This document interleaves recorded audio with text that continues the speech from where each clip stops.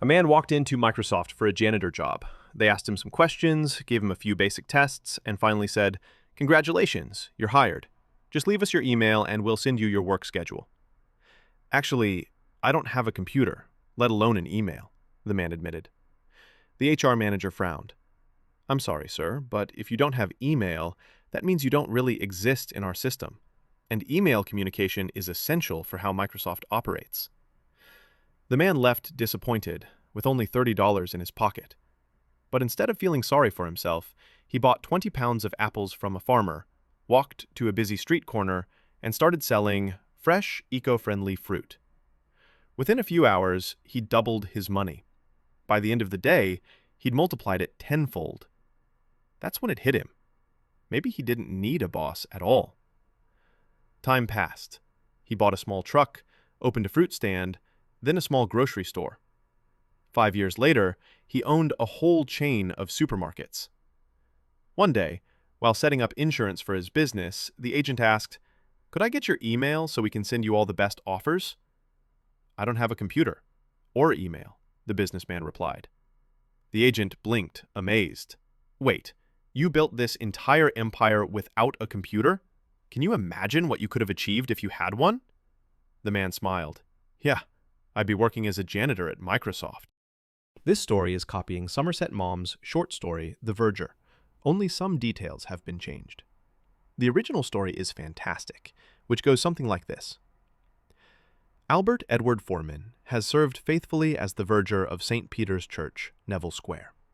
He wears his gown with pride, tending to ceremonies with quiet dignity. But one day, a new vicar discovers Foreman is illiterate. "You can't read or write.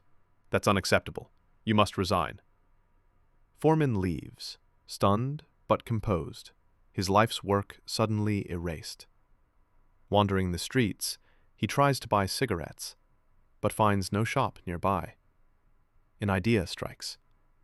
Why not open one myself? With modest savings, he starts a tobacco shop.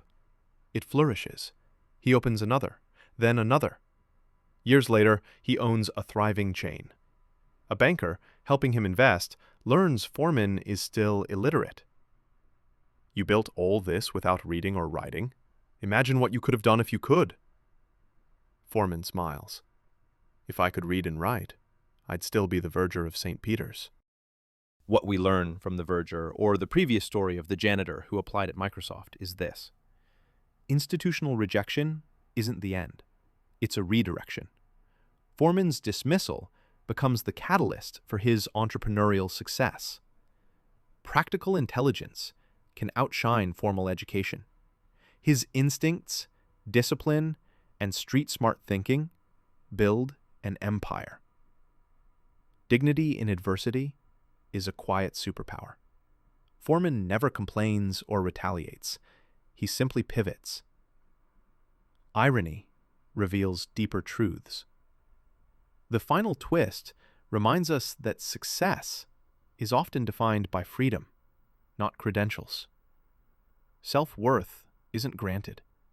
It's earned and owned. Foreman's journey shows that validation from others is optional.